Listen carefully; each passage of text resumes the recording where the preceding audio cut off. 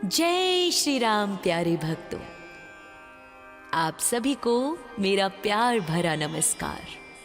हम आशा करते हैं कि आप सभी भगवान श्री राम की कृपा से आनंद मग्न होंगे, अपने परिवारजनों के साथ सकुशल सुरक्षित होंगे।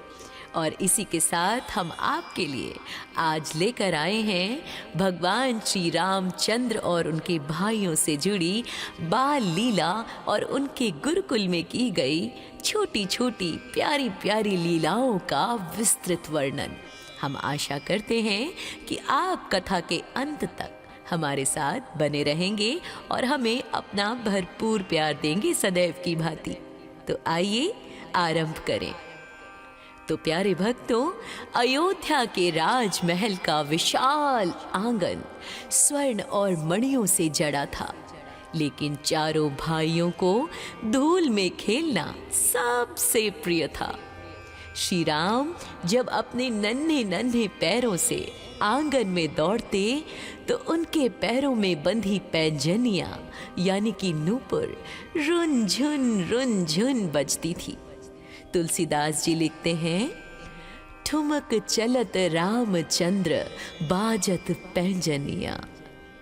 जब वे धूल में लिपटकर माता कौशल्या के पास जाते तो माता उन्हें अपनी गोद में उठा लेती। उनके नीलम जैसे सांवले शरीर पर धूल की परत ऐसी लगती थी कि मानो किसी नील मणि पर सोने का गर्दा छिड़क दिया गया हो। अयोध्या की गलियों में केवल 4 राजकुमार ही नहीं बल्कि नगर के अन्य बालक भी उनके साथ खूब मस्ती करते, खूब खेलते। कभी कभी चारों भाई राजा और मंत्री बनने का खेल खेलते। श्री राम हमेशा सबको साथ लेकर चलते। यदि कोई बालक उदास होता तो श्री राम अपनी माला या खिलौना उसे देकर प्रसन्न कर देते। जैसे हमारे बच्चे जो बेस्ट फ्रेंड्स होते हैं, हमसे पूछे बिना भी अपने फेवरेट टॉयज उनको दे देते हैं। लक्ष्मण जी हमेशा राम जी की तरफ से ही खेलते। यदि खेल में भरत या शत्रुघ्न हारने लगते तो राम जानबूझकर अपनी हार को स्वीकार कर लेते ताकि उनके छोटे भाई जीत की खुशी मना सके।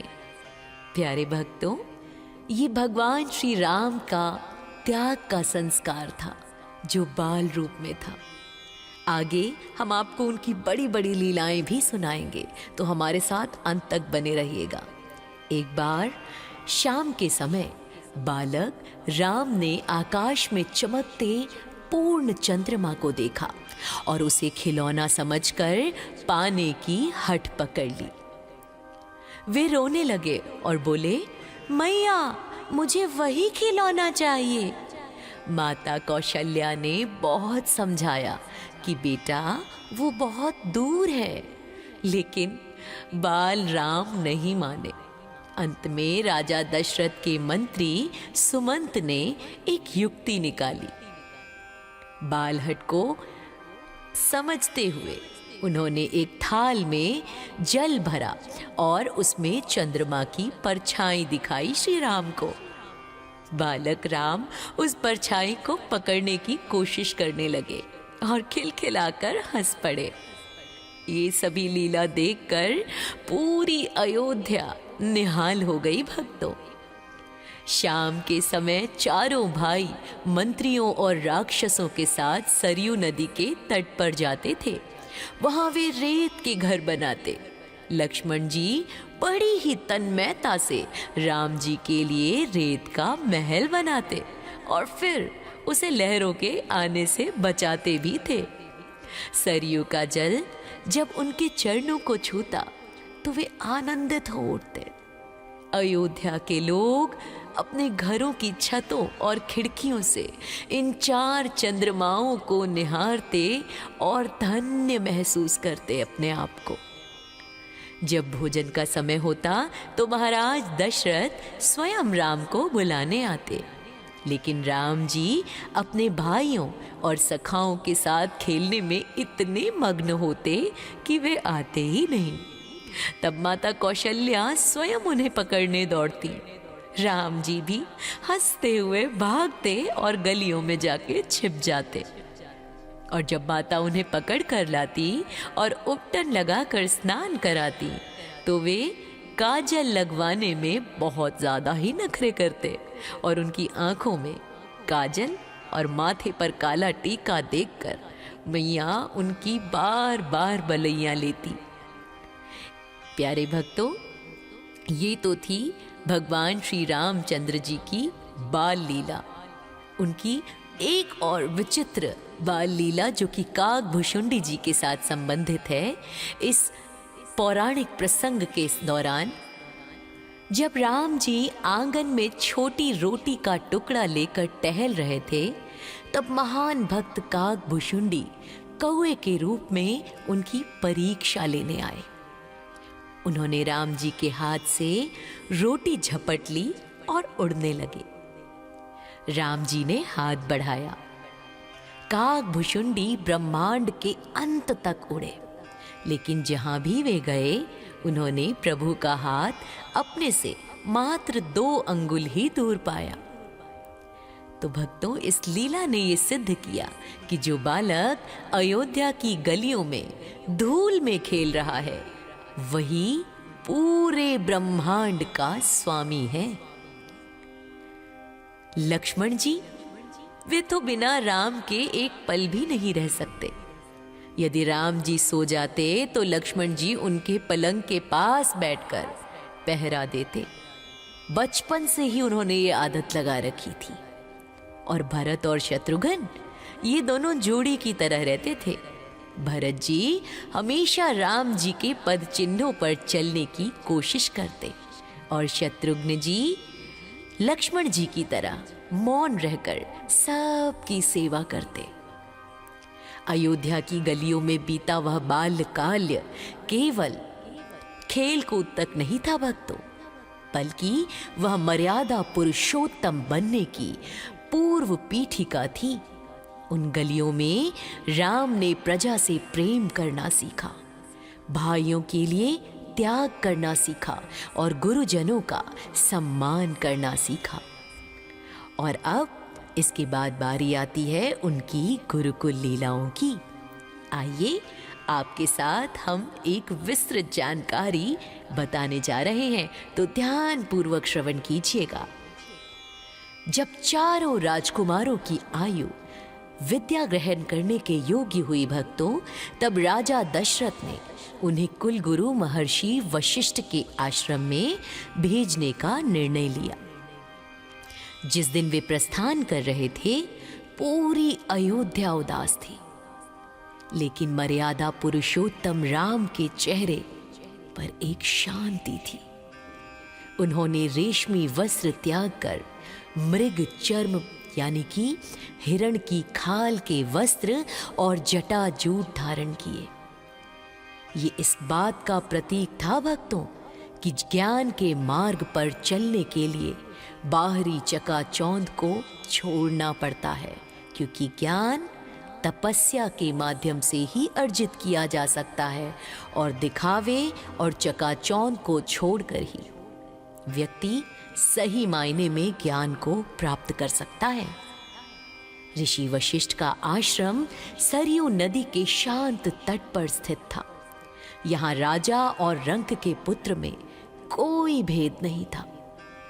महर्षि वशिष्ठ के निर्देशानुसार चारों भाई भूमि पर कुश की चटाई बिछाकर सोते थे, यानी घास की चटाई पर। राजमहल के 56 भोग के स्थान पर वे आश्रम में मिलने वाला कंद मूल फल और सादा भोजन ग्रहण करते।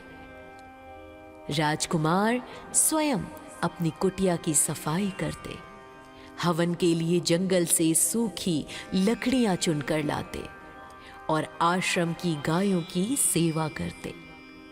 तुलसीदास जी इस प्रसंग में लिखते हैं, गुरु गृह गए पठन रघुराई, अल्प काल विद्या सब पाई। जिसका अर्थ है कि भगवान श्री राम ने बहुत ही कम समय में समस्त विद्याओं में निपुणता प्राप्त कर ली। उनकी बुद्धि इतनी प्रखर थी कि गुरु जो भी एक बार कहते वे उसे कंठस्थ कर लेते थे। उन्होंने चारों वेदों, उपनिषदों, व्याकरण और नीति शास्त्र का गहन अध्ययन किया था। महर्षि वशिष्ठ ने उन्हें धनुर्विद्या, तलवारबाजी और गदा युद्ध की शिक्षा दी। श्री राम का धनुष संचालन इतना सटीक था भक्तों कि उनका बाण कभी भी लक्ष्य से चूकता नहीं था। गुरु ने उन्हें मानसिक एकाग्रता और मंत्रों के माध्यम से सभी दिव्यास्त्रों के आवाहन की गुप्त विद्याएं भी सिखाई। लक्ष्मण जी रात को प्रभु श्री राम के सोने के बाद सोते और उनके जागने से पहले जाग जाते। वे हर कार्य में श्री राम जी की सहायता करते। भरत जी हमेशा श्री राम द्वारा कहे गए वचनों पर मनन करते और शत्रुघ्न जी भरत जी की सुख सुविधा का ध्यान रखते। जब भी आश्रम में शस्त्रों की प्रतियोगिता होती, श्री राम हमेशा ऐसी लीला करते कि उनके छोटे भाई विजयी दिखे हमेशा, क्योंकि श्री राम के लिए उनके भाइयों की जीत से बढ़कर और कोई खुशी नहीं थी। वे जानते थे कि गुरु की सेवा ही ज्ञान की कुंजी है। वे रात को गुरु के सोने के बाद उनके चरण दबाते और सुबह सबसे पहले उठकर उनका आशीर्वाद लेते। एक बार गुरु वशिष्ठ ने उन्हें एक कठिन कार्य दिया, जिसे श्री राम ने इतनी विनम्रता और कुशलता से पूर्ण किया कि महर्षि की आंखों में आंसू आ गए और फिर उन्होंने समझ लिया कि ये बालक कोई साधारण नहीं है, बल्कि जगत का रक्षक है। तो प्यारे भक्तों, ये थी भगवान श्री राम के गुरुकुल की संपूर्ण लीला। शिक्षा पूर्ण होने पर महर्षि वशिष्ठ ने उन्हें राजधर्म की भी शिक्षा दी। उन्होंने बताया कि एक राजा का धर्म केवल शासन करना नहीं, बल्कि अपनी प्रजा को अपनी संतान समझना है। श्री राम ने इन उपदेशों को अपने हृदय में हमेशा के लिए बसा लिया, जिसके कारण आगे चलकर राम राज्य की स्थापना संभव हो सकी। भक्तों, तो बताइए, तो प्यारे भक्तों, अयोध्या के राजमहल का विशाल आंगन स्वर्ण और मणियों से जड़ा था, लेकिन चारों भाइयों को धूल में खेलना सबसे प्रिय था। श्री राम जब अपने नन्हे नन्हे पैरों से आंगन में दौड़ते तो उनके पैरों में बंधी पैंजनियां यानी कि नूपुर रुन झुन बजती थी। तुलसीदास जी लिखते हैं, ठुमक चलत रामचंद्र बाजत पैंजनिया। जब वे धूल में लिपटकर माता कौशल्या के पास जाते तो माता उन्हें अपनी गोद में उठा लेती। उनके नीलम जैसे सांवले शरीर पर धूल की परत ऐसी लगती थी कि मानो किसी नीलमणि पर सोने का गर्दा छिड़क दिया गया हो। अयोध्या की गलियों में केवल 4 राजकुमार ही नहीं, बल्कि नगर के अन्य बालक भी उनके साथ खूब मस्ती करते, खूब खेलते। कभी कभी चारों भाई राजा और मंत्री बनने का खेल खेलते। श्री राम हमेशा सबको साथ लेकर चलते। यदि कोई बालक उदास होता तो श्री राम अपनी माला या खिलौना उसे देकर प्रसन्न कर देते। जैसे हमारे बच्चे जो बेस्ट फ्रेंड्स होते हैं, हमसे पूछे बिना भी अपने फेवरेट टॉयज उनको दे देते हैं। लक्ष्मण जी हमेशा राम जी की तरफ से ही खेलते। यदि खेल में भरत या शत्रुघ्न हारने लगते तो राम जानबूझकर अपनी हार को स्वीकार कर लेते, ताकि उनके छोटे भाई जीत की खुशी मना सके। प्यारे भक्तों, ये भगवान श्री राम का त्याग का संस्कार था, जो बाल रूप में था। आगे हम आपको उनकी बड़ी बड़ी लीलाएं भी सुनाएंगे, तो हमारे साथ अंत तक बने रहिएगा। एक बार शाम के समय बालक राम ने आकाश में चमकते पूर्ण चंद्रमा को देखा और उसे खिलौना समझकर पाने की हट पकड़ ली। वे रोने लगे और बोले, मैया, मुझे वही खिलौना चाहिए। माता कौशल्या ने बहुत समझाया कि बेटा वो बहुत दूर है, लेकिन बाल राम नहीं माने। अंत में राजा दशरथ के मंत्री सुमंत ने एक युक्ति निकाली। बालहट को समझते हुए उन्होंने एक थाल में जल भरा और उसमें चंद्रमा की परछाई दिखाई श्री राम को।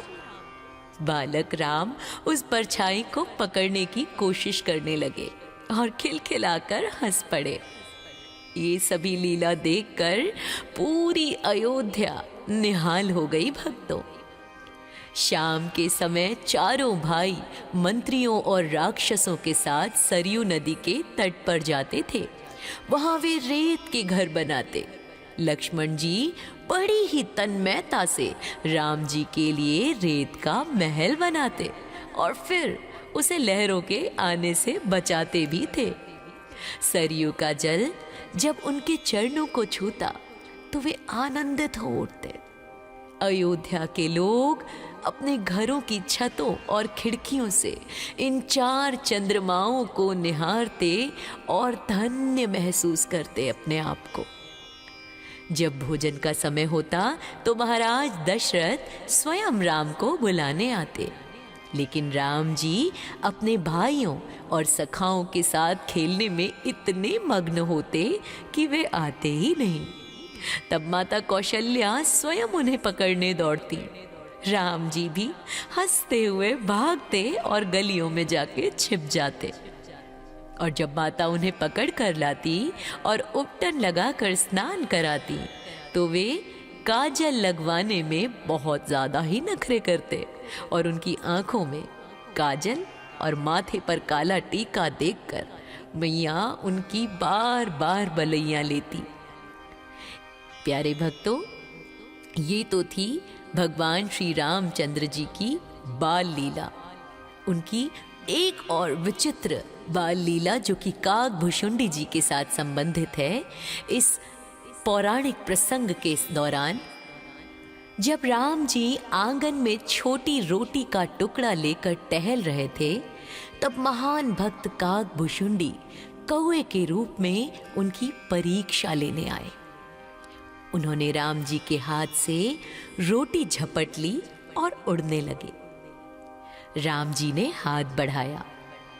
काकभुशुंडी ब्रह्मांड के अंत तक उड़े, लेकिन जहां भी वे गए उन्होंने प्रभु का हाथ अपने से मात्र 2 अंगुल ही दूर पाया। तो भक्तों, इस लीला ने ये सिद्ध किया कि जो बालक अयोध्या की गलियों में धूल में खेल रहा है वही पूरे ब्रह्मांड का स्वामी है। लक्ष्मण जी वे तो बिना राम के एक पल भी नहीं रह सकते। यदि राम जी सो जाते तो लक्ष्मण जी उनके पलंग के पास बैठकर पहरा देते। बचपन से ही उन्होंने ये आदत लगा रखी थी। और भरत और शत्रुघ्न ये दोनों जोड़ी की तरह रहते थे। भरत जी हमेशा राम जी के पद चिन्हों पर चलने की कोशिश करते और शत्रुघ्न जी लक्ष्मण जी की तरह मौन रहकर सबकी सेवा करते। अयोध्या की गलियों में बीता वह बाल्यकाल केवल खेल कूद तक नहीं था भक्तों, बल्कि वह मर्यादा पुरुषोत्तम बनने की पूर्व पीठिका थी। उन गलियों में राम ने प्रजा से प्रेम करना सीखा, भाइयों के लिए त्याग करना सीखा और गुरुजनों का सम्मान करना सीखा। और अब इसके बाद बारी आती है उनकी गुरुकुल लीलाओं की। आइए आपके साथ हम एक विस्तृत जानकारी बताने जा रहे हैं, तो ध्यान पूर्वक श्रवण कीजिएगा। जब चारों राजकुमारों की आयु विद्या ग्रहण करने के योग्य हुई भक्तों, तब राजा दशरथ ने उन्हें कुल गुरु महर्षि वशिष्ठ के आश्रम में भेजने का निर्णय लिया। जिस दिन वे प्रस्थान कर रहे थे, पूरी अयोध्या उदास थी, लेकिन मर्यादा पुरुषोत्तम राम के चेहरे पर एक शांति थी। उन्होंने रेशमी वस्त्र त्याग कर मृग चर्म यानी कि हिरण की खाल के वस्त्र और जटाजूट धारण किए। ये इस बात का प्रतीक था भक्तों कि ज्ञान के मार्ग पर चलने के लिए बाहरी चकाचौंध को छोड़ना पड़ता है, क्योंकि ज्ञान तपस्या के माध्यम से ही अर्जित किया जा सकता है और दिखावे और चकाचौंध को छोड़कर ही व्यक्ति सही मायने में ज्ञान को प्राप्त कर सकता है। ऋषि वशिष्ठ का आश्रम सरयू नदी के शांत तट पर स्थित था। यहाँ राजा और रंक के पुत्र में कोई भेद नहीं था। महर्षि वशिष्ठ के निर्देशानुसार चारों भाई भूमि पर कुश की चटाई बिछाकर सोते थे, यानी घास की चटाई पर। राजमहल के 56 भोग के स्थान पर वे आश्रम में मिलने वाला कंद मूल, फल और सादा भोजन ग्रहण करते। राजकुमार स्वयं अपनी कुटिया की सफाई करते, हवन के लिए जंगल से सूखी लकड़ियां चुनकर लाते और आश्रम की गायों की सेवा करते। तुलसीदास जी इस प्रसंग में लिखते हैं, गुरु गृह गए पठन रघुराई, अल्प काल विद्या सब पाई। जिसका अर्थ है कि भगवान श्री राम ने बहुत ही कम समय में समस्त विद्याओं में निपुणता प्राप्त कर ली। उनकी बुद्धि इतनी प्रखर थी कि गुरु जो भी एक बार कहते वे उसे कंठस्थ कर लेते थे। उन्होंने चारों वेदों, उपनिषदों, व्याकरण और नीति शास्त्र का गहन अध्ययन किया था। महर्षि वशिष्ठ ने उन्हें धनुर्विद्या, तलवारबाजी और गदा युद्ध की शिक्षा दी। श्री राम का धनुष संचालन इतना सटीक था भक्तों कि उनका बाण कभी भी लक्ष्य से चूकता नहीं था। गुरु ने उन्हें मानसिक एकाग्रता और मंत्रों के माध्यम से सभी दिव्यास्त्रों के आवाहन की गुप्त विद्याएं भी सिखाईं। लक्ष्मण जी रात को प्रभु श्री राम के सोने के बाद सोते और उनके जागने से पहले जाग जाते। वे हर कार्य में श्री राम जी की सहायता करते। भरत जी हमेशा श्री राम द्वारा कहे गए वचनों पर मनन करते और शत्रुघ्न जी भरत जी की सुख सुविधा का ध्यान रखते। जब भी आश्रम में शस्त्रों की प्रतियोगिता होती, श्री राम हमेशा ऐसी लीला करते कि उनके छोटे भाई विजयी दिखे हमेशा, क्योंकि श्री राम के लिए उनके भाइयों की जीत से बढ़कर और कोई खुशी नहीं थी। वे जानते थे कि गुरु की सेवा ही ज्ञान की कुंजी है। वे रात को गुरु के सोने के बाद उनके चरण दबाते और सुबह सबसे पहले उठकर उनका आशीर्वाद लेते। एक बार गुरु वशिष्ठ ने उन्हें एक कठिन कार्य दिया, जिसे श्री राम ने इतनी विनम्रता और कुशलता से पूर्ण किया कि महर्षि की आंखों में आंसू आ गए और फिर उन्होंने समझ लिया कि ये बालक कोई साधारण नहीं है, बल्कि जगत का रक्षक है। तो प्यारे भक्तों, ये थी भगवान श्री राम के गुरुकुल की संपूर्ण लीला। शिक्षा पूर्ण होने पर महर्षि वशिष्ठ ने उन्हें राजधर्म की भी शिक्षा दी। उन्होंने बताया कि एक राजा का धर्म केवल शासन करना नहीं, बल्कि अपनी प्रजा को अपनी संतान समझना है। श्री राम ने इन उपदेशों को अपने हृदय में हमेशा के लिए बसा लिया, जिसके कारण आगे चलकर राम राज्य की स्थापना संभव हो सकी। भक्तों, तो बताइए हमें कमेंट के माध्यम से कैसी लगी ये लीला आपको, और हमारे चैनल को सब्सक्राइब जरूर कर लीजिएगा। जय श्री राम।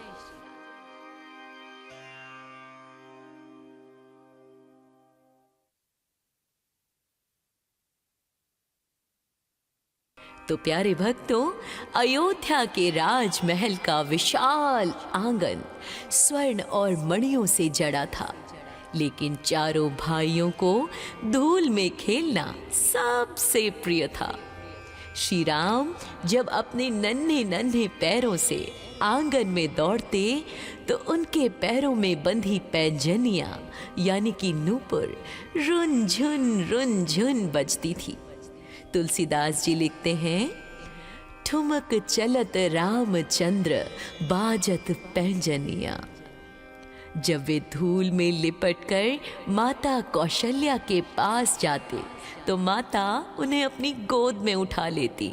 उनके नीलम जैसे सांवले शरीर पर धूल की परत ऐसी लगती थी कि मानो किसी नील मणि पर सोने का गर्दा छिड़क दिया गया हो।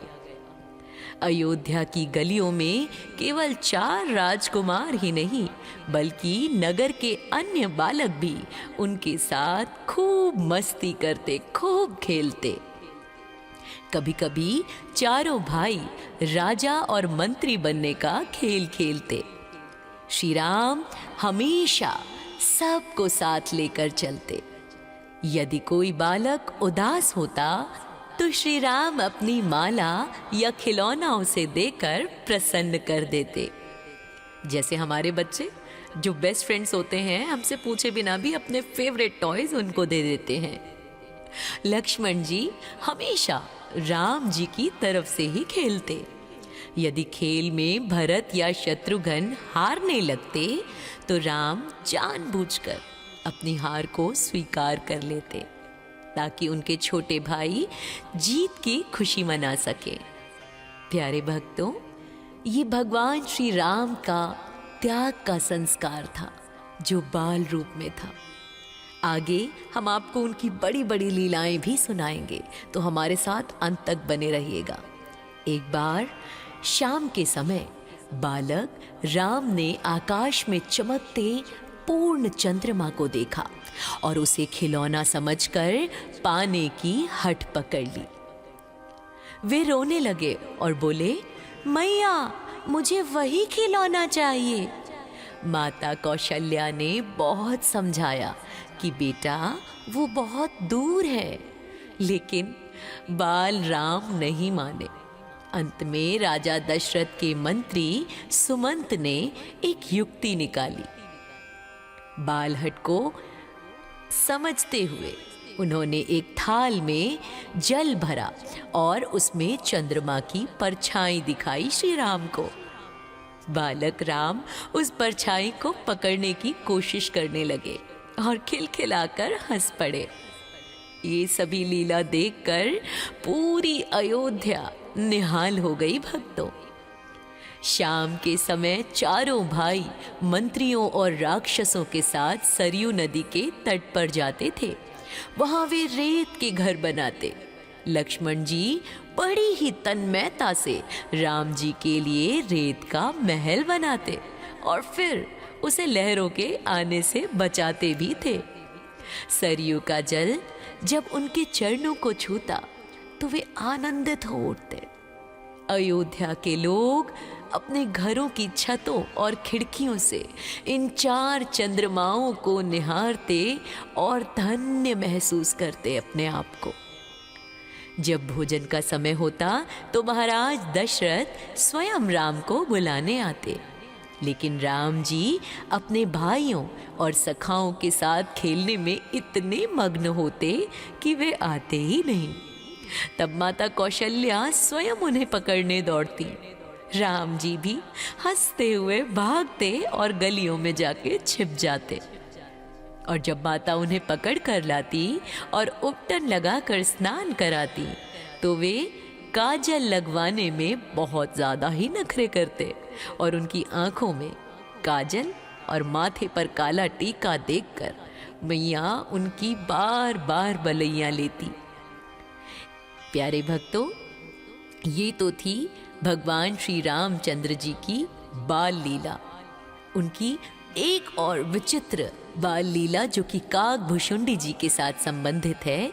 इस पौराणिक प्रसंग के दौरान जब राम जी आंगन में छोटी रोटी का टुकड़ा लेकर टहल रहे थे, तब महान भक्त काकभुशुंडी कौए के रूप में उनकी परीक्षा लेने आए। उन्होंने राम जी के हाथ से रोटी झपट ली और उड़ने लगे। राम जी ने हाथ बढ़ाया। काकभुशुंडी ब्रह्मांड के अंत तक उड़े, लेकिन जहां भी वे गए, उन्होंने प्रभु का हाथ अपने से मात्र 2 अंगुल ही दूर पाया।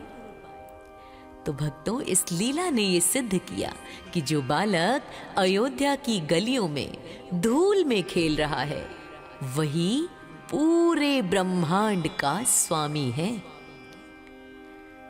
लक्ष्मण जी, वे तो बिना राम के एक पल भी नहीं रह सकते।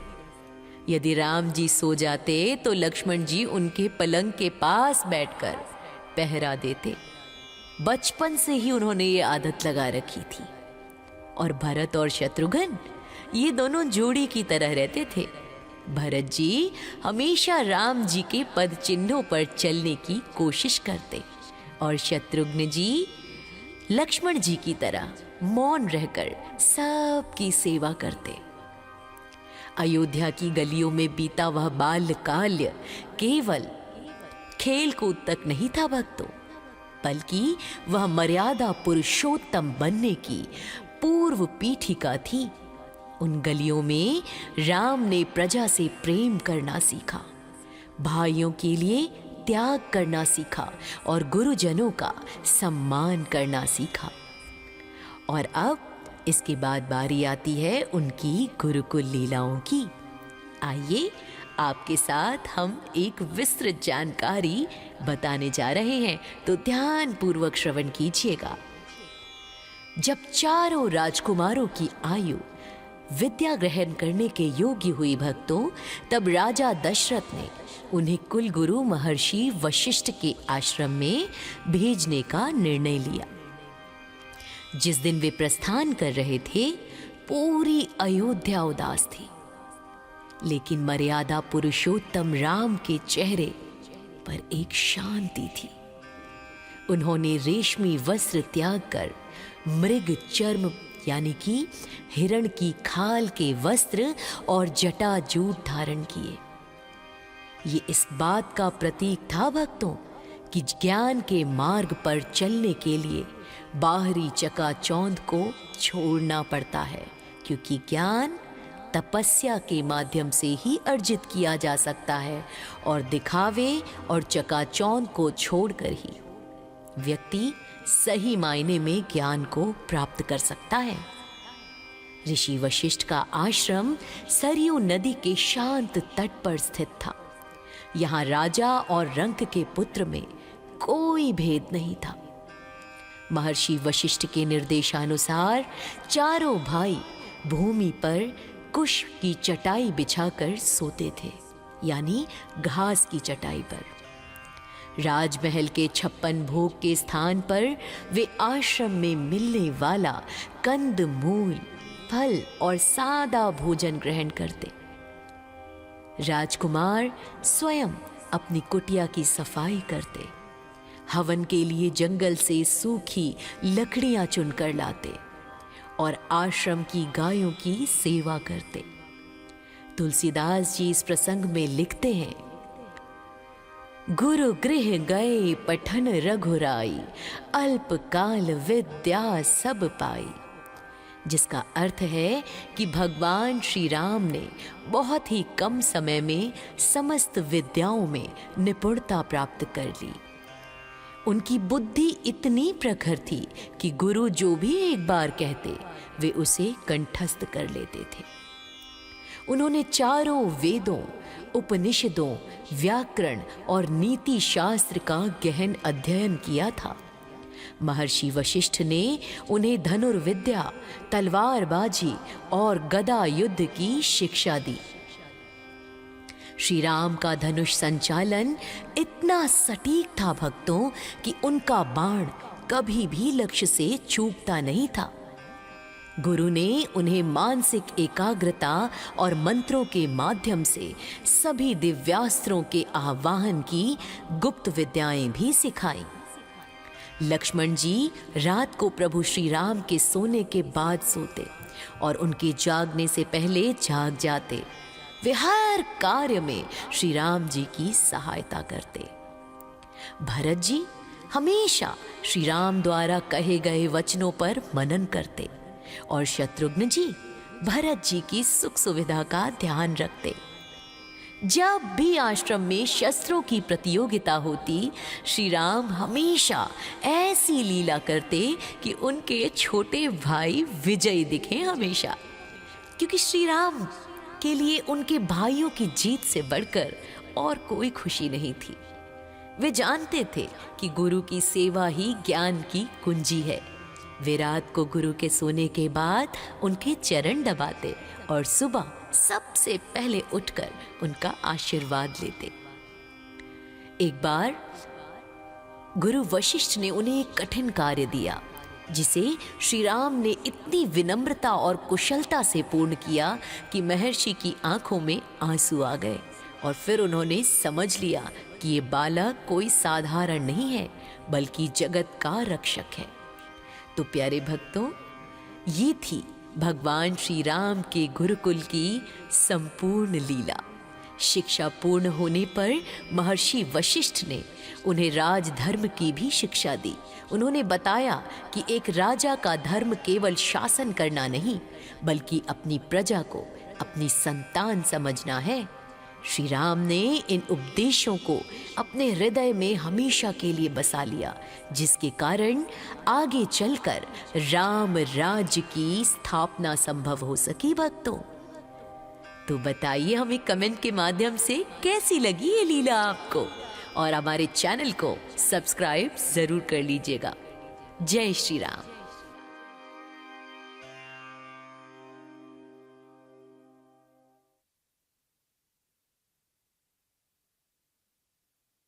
तो प्यारे भक्तों, अयोध्या के राजमहल का विशाल आंगन स्वर्ण और मणियों से जड़ा था, लेकिन चारों भाइयों को धूल में खेलना सबसे प्रिय था। श्री राम जब अपने नन्हे नन्हे पैरों से आंगन में दौड़ते तो उनके पैरों में बंधी पैंजनियां यानी कि नूपुर रुन झुन बजती थी।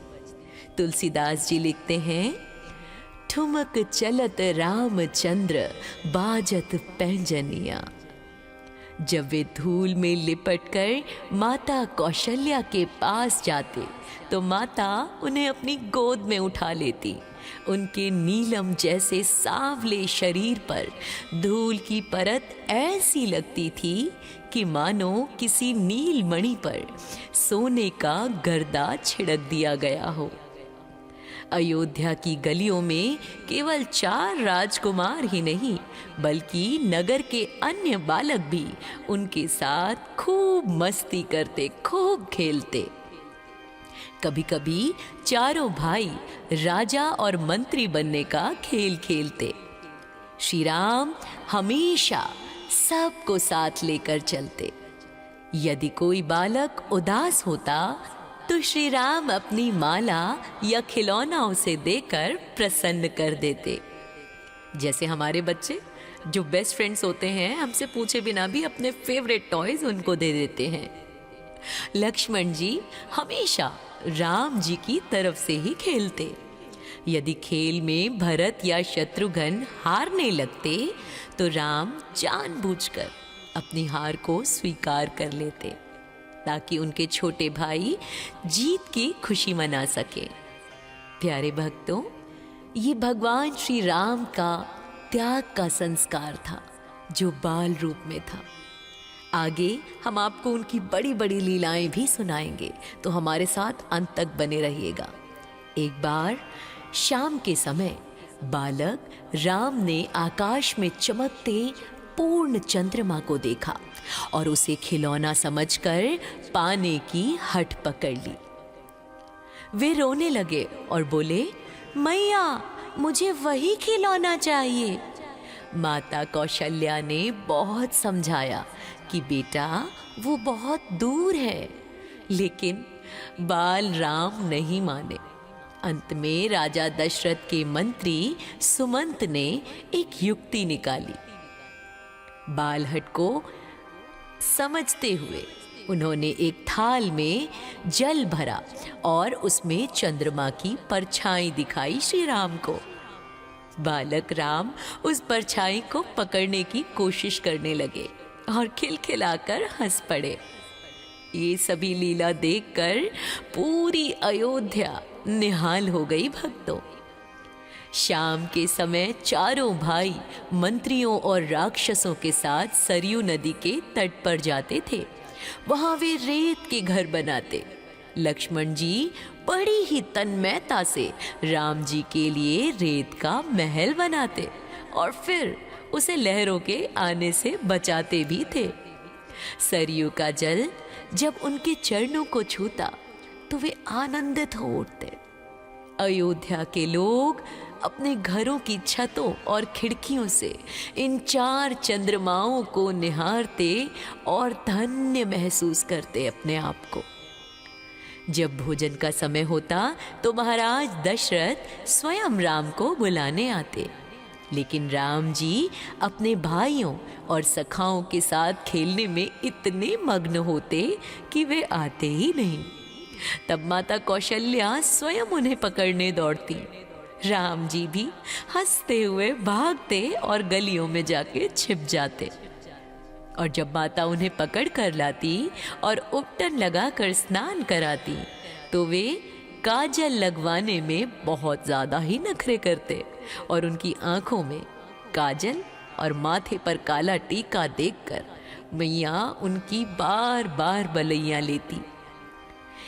प्यारे भक्तों, ये तो थी भगवान श्री रामचंद्र जी की बाल लीला। उनकी एक और विचित्र बाल लीला जो कि काकभुशुंडी जी के साथ संबंधित है। इस पौराणिक प्रसंग के दौरान जब राम जी आंगन में छोटी रोटी का टुकड़ा लेकर टहल रहे थे, तब महान भक्त काकभुशुंडी कौए के रूप में उनकी परीक्षा लेने आए। उन्होंने राम जी के हाथ से रोटी झपट ली और उड़ने लगे। राम जी ने हाथ बढ़ाया। काकभुशुंडी ब्रह्मांड के अंत तक उड़े, लेकिन जहां भी वे गए उन्होंने प्रभु का हाथ अपने से मात्र 2 अंगुल ही दूर पाया। तो भक्तों, इस लीला ने ये सिद्ध किया कि जो बालक अयोध्या की गलियों में धूल में खेल रहा है वही पूरे ब्रह्मांड का स्वामी है। लक्ष्मण जी वे तो बिना राम के एक पल भी नहीं रह सकते। यदि राम जी सो जाते तो लक्ष्मण जी उनके पलंग के पास बैठकर पहरा देते। बचपन से ही उन्होंने ये आदत लगा रखी थी। और भरत और शत्रुघ्न ये दोनों जोड़ी की तरह रहते थे। भरत जी हमेशा राम जी के पद चिन्हों पर चलने की कोशिश करते और शत्रुघ्न जी लक्ष्मण जी की तरह मौन रहकर सबकी सेवा करते।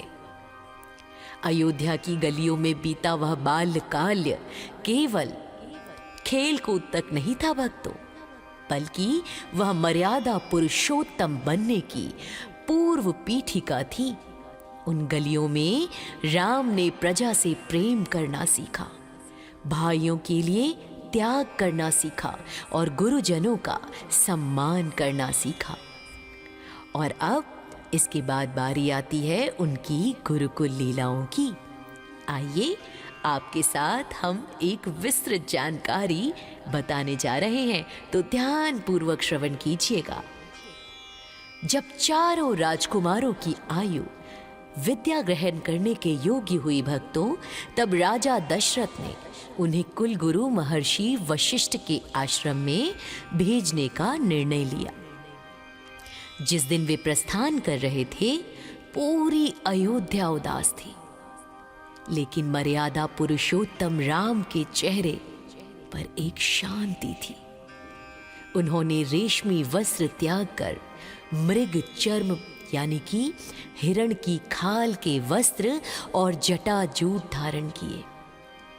ये इस बात का प्रतीक था भक्तों कि ज्ञान के मार्ग पर चलने के लिए बाहरी चकाचौंध को छोड़ना पड़ता है, क्योंकि ज्ञान तपस्या के माध्यम से ही अर्जित किया जा सकता है और दिखावे और चकाचौंध को छोड़कर ही व्यक्ति सही मायने में ज्ञान को प्राप्त कर सकता है। ऋषि वशिष्ठ का आश्रम सरयू नदी के शांत तट पर स्थित था। यहाँ राजा और रंक के पुत्र में कोई भेद नहीं था। महर्षि वशिष्ठ के निर्देशानुसार चारों भाई भूमि पर कुश की चटाई बिछाकर सोते थे, यानी घास की चटाई पर। राजमहल के 56 भोग के स्थान पर वे आश्रम में मिलने वाला कंद मूल, फल और सादा भोजन ग्रहण करते। राजकुमार स्वयं अपनी कुटिया की सफाई करते, हवन के लिए जंगल से सूखी लकड़ियां चुनकर लाते और आश्रम की गायों की सेवा करते। तुलसीदास जी इस प्रसंग में लिखते हैं, गुरु गृह गए पठन रघुराई, अल्प काल विद्या सब पाई। जिसका अर्थ है कि भगवान श्री राम ने बहुत ही कम समय में समस्त विद्याओं में निपुणता प्राप्त कर ली। उनकी बुद्धि इतनी प्रखर थी कि गुरु जो भी एक बार कहते वे उसे कंठस्थ कर लेते थे। उन्होंने चारों वेदों, उपनिषदों, व्याकरण और नीति शास्त्र का गहन अध्ययन किया था। महर्षि वशिष्ठ ने उन्हें धनुर्विद्या, तलवारबाजी और गदा युद्ध की शिक्षा दी। श्री राम का धनुष संचालन इतना सटीक था भक्तों कि उनका बाण कभी भी लक्ष्य से चूकता नहीं था। गुरु ने उन्हें मानसिक एकाग्रता और मंत्रों के माध्यम से सभी दिव्यास्त्रों के आवाहन की गुप्त विद्याएं भी सिखाई। लक्ष्मण जी रात को प्रभु श्री राम के सोने के बाद सोते और उनके जागने से पहले जाग जाते। वे हर कार्य में श्री राम जी की सहायता करते। भरत जी हमेशा श्री राम द्वारा कहे गए वचनों पर मनन करते और शत्रुघ्न जी भरत जी की सुख सुविधा का ध्यान रखते। जब भी आश्रम में शस्त्रों की प्रतियोगिता होती, श्री राम हमेशा ऐसी लीला करते कि उनके छोटे भाई विजयी दिखे हमेशा, क्योंकि श्री राम के लिए उनके भाइयों की जीत से बढ़कर और कोई खुशी नहीं थी। वे जानते थे कि गुरु की सेवा ही ज्ञान की कुंजी है। वे रात को गुरु के सोने के बाद उनके चरण दबाते और सुबह सबसे पहले उठकर उनका आशीर्वाद लेते। एक बार गुरु वशिष्ठ ने उन्हें एक कठिन कार्य दिया, जिसे श्री राम ने इतनी विनम्रता और कुशलता से पूर्ण किया कि महर्षि की आंखों में आंसू आ गए और फिर उन्होंने समझ लिया कि ये बालक कोई साधारण नहीं है, बल्कि जगत का रक्षक है। तो प्यारे भक्तों, ये थी भगवान श्री राम के गुरुकुल की संपूर्ण लीला। शिक्षा पूर्ण होने पर महर्षि वशिष्ठ ने उन्हें राजधर्म की भी शिक्षा दी। उन्होंने बताया कि एक राजा का धर्म केवल शासन करना नहीं, बल्कि अपनी प्रजा को अपनी संतान समझना है। श्री राम ने इन उपदेशों को अपने हृदय में हमेशा के लिए बसा लिया, जिसके कारण आगे चलकर राम राज्य की स्थापना संभव हो सकी। भक्तों, तो बताइए हमें कमेंट के माध्यम से कैसी लगी ये लीला आपको, और हमारे चैनल को सब्सक्राइब जरूर कर लीजिएगा। जय श्री राम।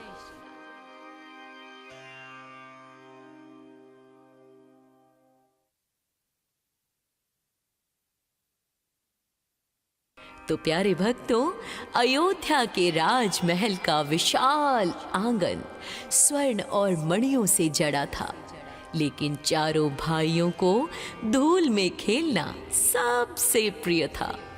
श्री राम जब अपने नन्हे नन्हे पैरों से आंगन में दौड़ते तो उनके पैरों में बंधी पैंजनियां यानी कि नूपुर रुन झुन बजती थी। तुलसीदास जी लिखते हैं, ठुमक चलत रामचंद्र बाजत पैंजनिया। जब वे धूल में लिपटकर माता कौशल्या के पास जाते तो माता उन्हें अपनी गोद में उठा लेती। उनके नीलम जैसे सांवले शरीर पर धूल की परत ऐसी लगती थी कि मानो किसी नील मणि पर सोने का गर्दा छिड़क दिया गया हो। अयोध्या की गलियों में केवल 4 राजकुमार ही नहीं बल्कि नगर के अन्य बालक भी उनके साथ खूब मस्ती करते, खूब खेलते। कभी कभी चारों भाई राजा और मंत्री बनने का खेल खेलते। श्री राम हमेशा सबको साथ लेकर चलते। यदि कोई बालक उदास होता तो श्री राम अपनी माला या खिलौना उसे देकर प्रसन्न कर देते। जैसे हमारे बच्चे जो बेस्ट फ्रेंड्स होते हैं, हमसे पूछे बिना भी अपने फेवरेट टॉयज उनको दे देते हैं।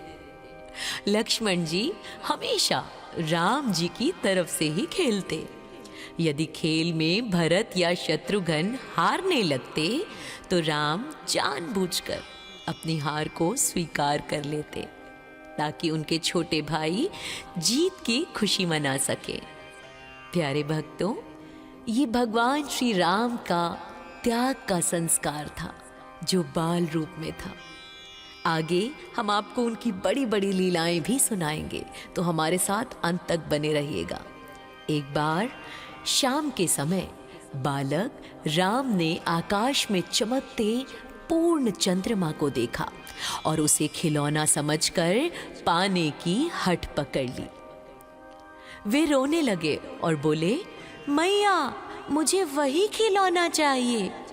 माता कौशल्या ने बहुत समझाया कि बेटा वो बहुत दूर है, लेकिन बाल राम नहीं माने। अंत में राजा दशरथ के मंत्री सुमंत ने एक युक्ति निकाली। बालहट को समझते हुए उन्होंने एक थाल में जल भरा और उसमें चंद्रमा की परछाई दिखाई श्री राम को। बालक राम उस परछाई को पकड़ने की कोशिश करने लगे और खिलखिलाकर हंस पड़े। ये सभी लीला देखकर पूरी अयोध्या निहाल हो गई भक्तों। शाम के समय चारों भाई मंत्रियों और राक्षसों के साथ सरयू नदी के तट पर जाते थे। वहां वे रेत के घर बनाते।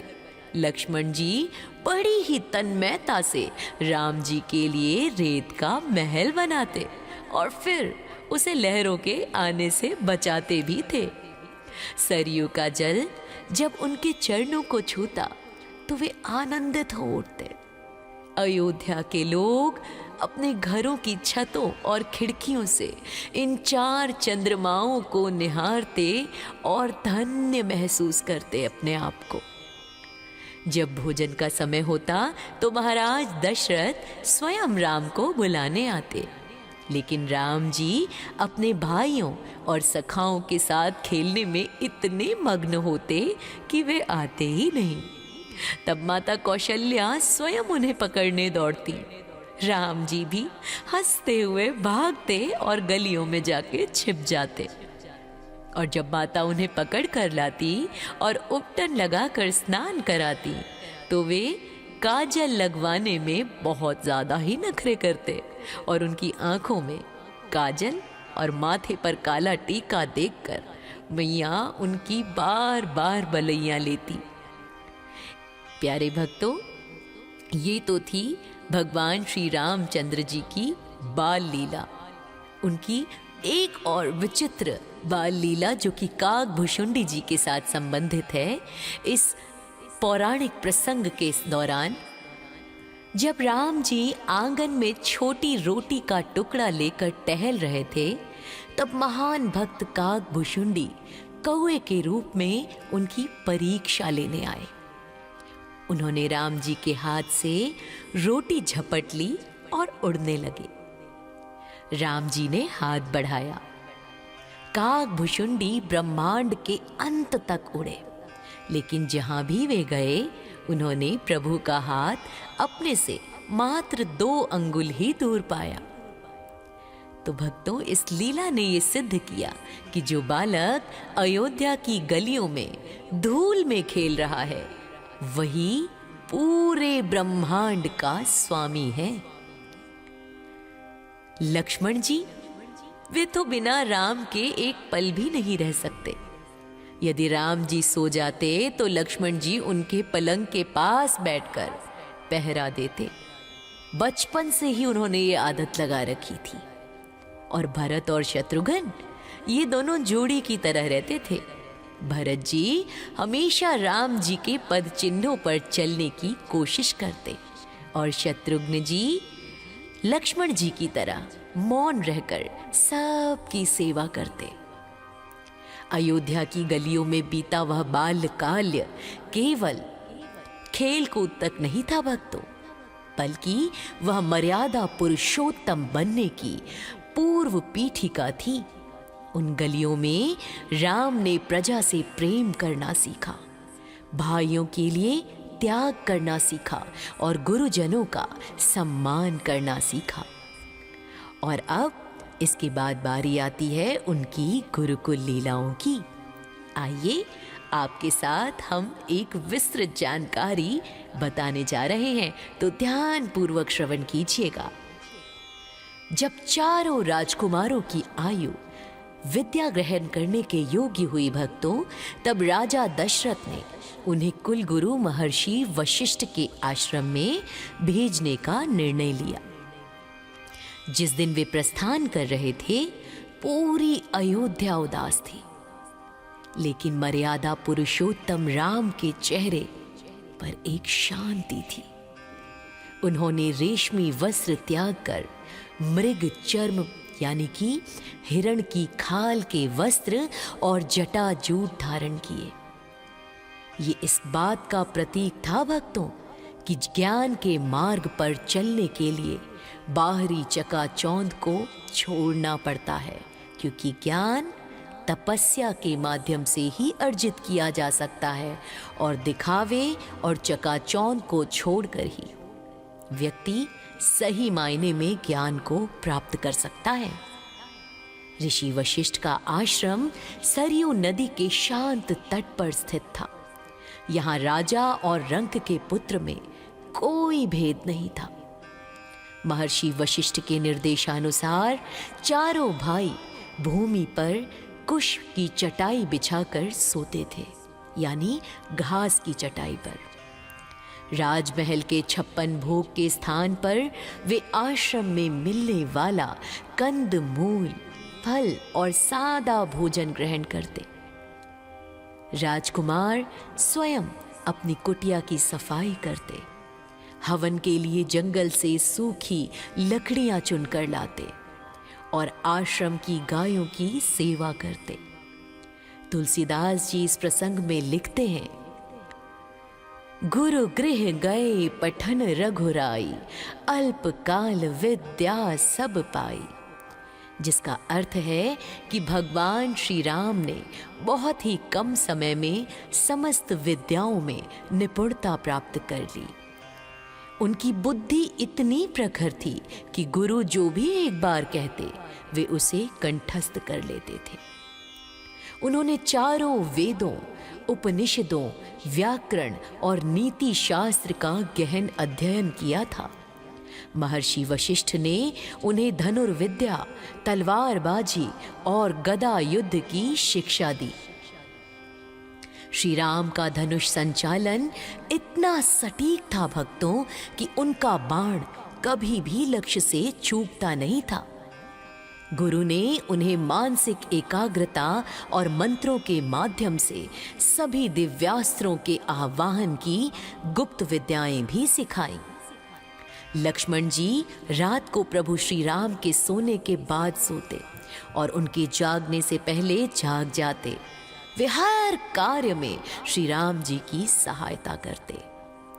भरत जी हमेशा श्री राम द्वारा कहे गए वचनों पर मनन करते और शत्रुघ्न जी भरत जी की सुख सुविधा का ध्यान रखते। जब भी आश्रम में शस्त्रों की प्रतियोगिता होती, श्री राम हमेशा ऐसी लीला करते कि उनके छोटे भाई विजयी दिखे हमेशा, क्योंकि श्री राम के लिए उनके भाइयों की जीत से बढ़कर और कोई खुशी नहीं थी। वे जानते थे कि गुरु की सेवा ही ज्ञान की कुंजी है। वे रात को गुरु के सोने के बाद उनके चरण दबाते और सुबह सबसे पहले उठकर उनका आशीर्वाद लेते। एक बार गुरु वशिष्ठ ने उन्हें एक कठिन कार्य दिया, जिसे श्री राम ने इतनी विनम्रता और कुशलता से पूर्ण किया कि महर्षि की आंखों में आंसू आ गए। और फिर उन्होंने समझ लिया कि ये बालक कोई साधारण नहीं है, बल्कि जगत का रक्षक है। तो प्यारे भक्तों, ये थी भगवान श्री राम के गुरुकुल की संपूर्ण लीला। शिक्षा पूर्ण होने पर महर्षि वशिष्ठ ने उन्हें राजधर्म की भी शिक्षा दी। उन्होंने बताया कि एक राजा का धर्म केवल शासन करना नहीं, बल्कि अपनी प्रजा को अपनी संतान समझना है। श्री राम ने इन उपदेशों को अपने हृदय में हमेशा के लिए बसा लिया, जिसके कारण आगे चलकर राम राज्य की स्थापना संभव हो सकी। भक्तों,